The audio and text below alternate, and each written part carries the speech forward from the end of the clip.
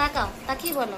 Good morning বন্ধুরা। তারপর আমরা সকাল সকাল খেয়ে নিচ্ছি বিস্কুট, হ্যাঁ পাউরুটি।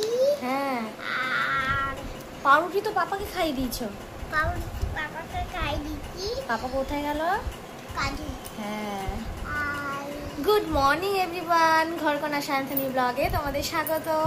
আশা করি তোমরা সকলে ভালো আছো, সুস্থ আছো। আর আজকে ব্লগটা মাম্মামি শুরু করলো একটু একটু করে কথা বলে, তাই তো? আর হচ্ছে তোমাদের দাদা ভাই এইমাত্র কাজে গেল, বাজে এখন হচ্ছে 8টা, 8:30 মতো বাজে। ওই দেখ পায়রা ঢুকেছে আমাদের বাড়িতে। উমা, ওর মনে পায়ে ব্যথা লেগেছে। দাঁড়া দাঁড়া, পায়ে ব্যথা লেগেছে।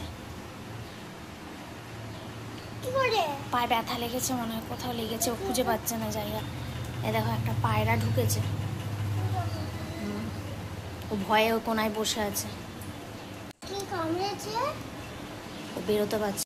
তো সকাল থেকে তো প্রচণ্ড গরম, টেকা যাচ্ছে না, মেঘলা মেঘলা হয়ে আছে। তোমাদের দাদা ভাই একটু আগে কিছুক্ষণ আগে এলো।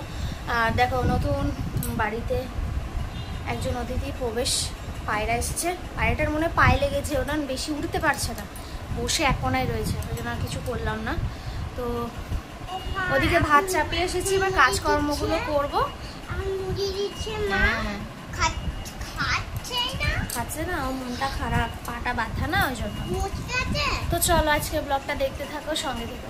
মামাকে একটু ভাত খাওয়ালাম ডিম ভাজা দিয়ে আজকে, আর আমার ডিমের অমলেট একটা পোচ করে নিয়ে এলাম, খাচ্ছি। আর বাকি মোটামুটি ঘরের কাজ, ঝাড় দেওয়া সব এগুলো হয়ে গেছে, রান্নাও প্রায় শেষের দিকে।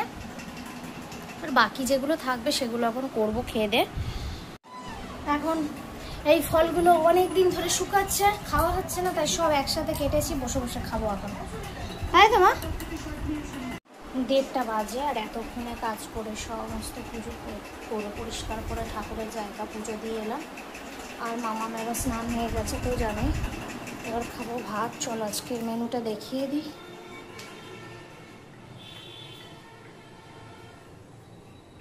এই যে নতুন হাঁড়িতে ভাত হয়েছে,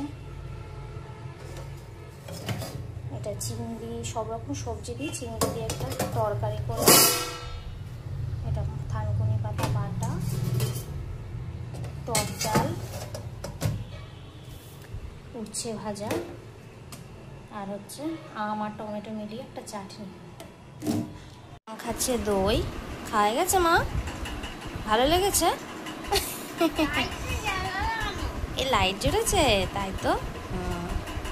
তো যাই হোক, মামাম দই খাওয়া হয়ে গেছে, এবার আমি দেবো সন্ধে। চলো মুখটা মুছে দিয়ে এসো।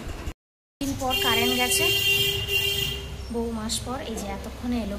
বাপরে, এখানে কারেন্ট চট করে যায় না, আর গেলেই ভয় লাগে, 1/2 ঘন্টার কমে আসতে চায় না। চলো পড়ে নেবে।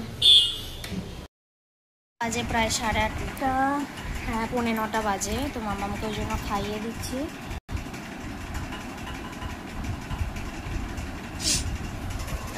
আমি সব স্নান করে, এত গরম থাকা যাচ্ছে না, আবার গেলাম স্নান করতে। সবজিপাতি সব ছিল, সেগুলো একটু কাটলাম, কেটে কুটে তারপর গায়ে একটু জল ঢেলে এলাম। এবার মামাকে খাওয়াবো, তারপরে বাকি আবার কাজ বিছানাপত্রগুলো গোছাবো।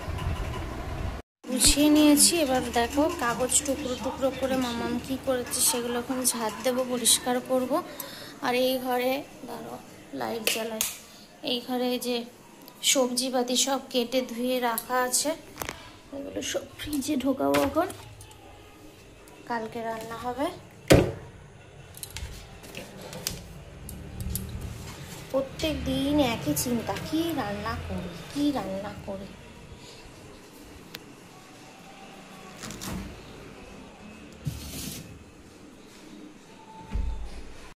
দিন মনে করো সন্ধেবেলাতে বা রাত্রেবেলাতে আমি কাটাকুটি করে রাখি না, সেই দিনকে আমার রাত্রেবেলাতে শুলে পড়েই চিন্তা হয় যে পরের দিন কি কি আমার ফ্রিজে সবজি আছে আর কি মাছ আছে, কি রান্না করব। এক একদিন তো মাঝরাতে ঘুম ভেঙে যায়, ঘুম ভেঙে ভেঙে ভাবি যে আজকে ফ্রিজে কি কি সবজি আছে, কি মাছ আছে, কি রান্না করা যায়, এই সবগুলো। আর যেদিন ধরো সন্ধ্যাবেলাতে কেটে রাখি সেদিন আর অতটা চিন্তা হয় না।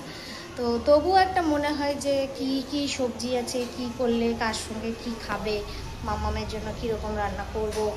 মানে আমরা এমনই রান্না করি যাতে মামামও খেতে পারে, সেরকমভাবেই রান্না করি, সেই সবই ভাবনা চিন্তা। আমার মতনও কি তোমাদেরও হয় এইরকম চিন্তা? আমার মনে হয় অনেকেরই হয় এরকম চিন্তাটা। আগে আমার মা করতো চিন্তাটা, তখন আমরা বুঝতাম না, এখন সংসার করার পর বুঝতে পারছি মা ঠিকই বলতো। তো যাই হোক, এইসব কাজগুলো এখন করি, ঝাটফাট দিই, দিয়ে তারপর খেয়ে নেবো। এই করতে করতে 9:30 পৌনে 10টা বেজে যাবে। তো চলো, আজকের মতো টাটা, গুড নাইট, ভালো থেকো।